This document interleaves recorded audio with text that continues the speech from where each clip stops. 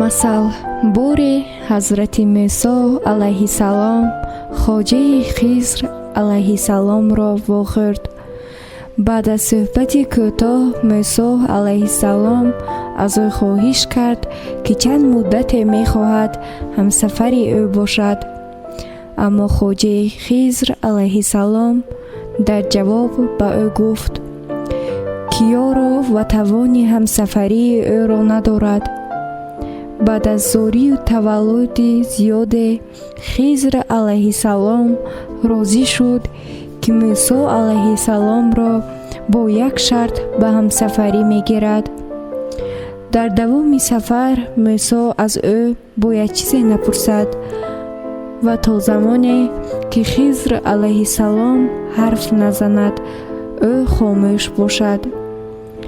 Мусо алайҳиссалом розӣ шуд ва қавл дод ки шартро иҷро хоҳад кард. субҳгоҳон онҳо барои аз дарё шино карда гузаштан ба киштӣ нишастанд. аммо дар нимаи роҳ Хизр алайҳиссалом якбора ба сӯрох кардани фарши киштӣ шурӯъ кард. Мусо алайҳиссалом ин ҳолатро дида фарёд зад: чӣ кор карда истодаӣ? мо охир ғарқ мешавем. Хизр алайҳиссалом дар ҷавоб фармуд: ман туро нагуфта будам, ки сабру таҳаммули ҳамсафарии маро надорӣ? бо як азобе то соҳил шино карда наҷот ёфтанд. каме истироҳат карда сафари худро пиёда идома доданд. дар роҳ онҳо бо писарбачае вохӯрданд, ки пешорои онҳо меомад. Хизр алайҳиссалом сухане нагуфта писарчаро кушт.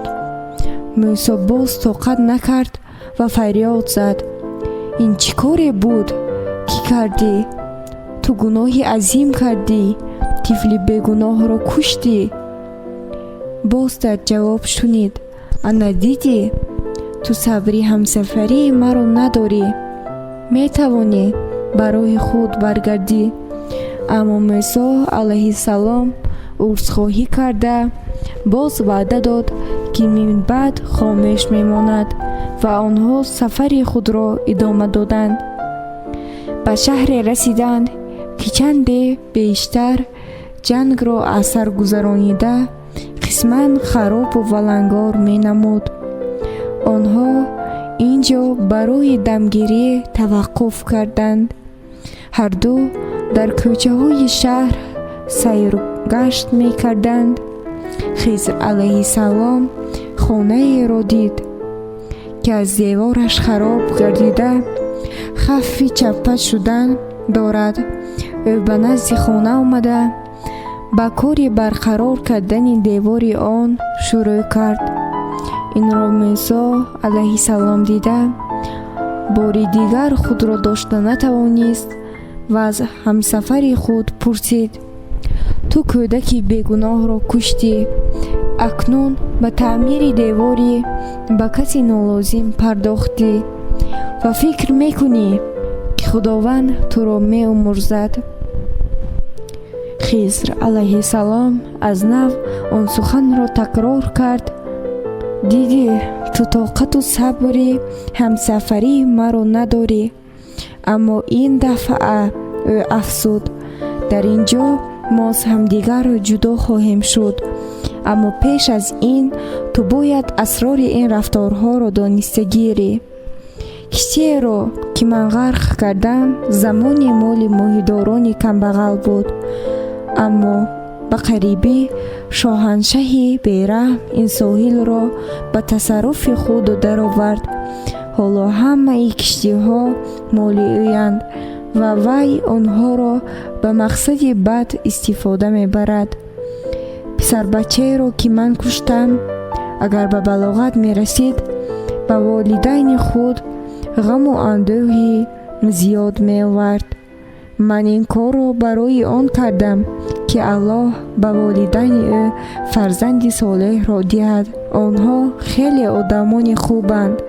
дар хонаи девораш вайрона ду ятим зиндагӣ мекунад, ки волидайни онҳо дар ҷанг ҳалок гардиданд.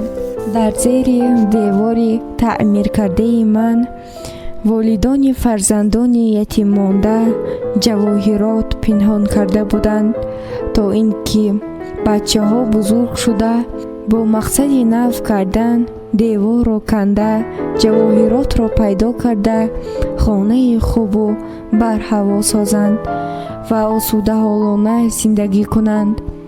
аммо онҳо ҳоло хурд ҳастанд. бинобар ин ман ин деворро таъмир кардам, ки он то замони ба балоғат расидани бачаҳо пойдору боқӣ монад. бо ҳамин мо видо мекунем, аммо дар хотир дор, чизе ки дар назари ту нодуруст аст, ту онро ту қабул надорӣ, эҳтимол муфиду судманд бошад.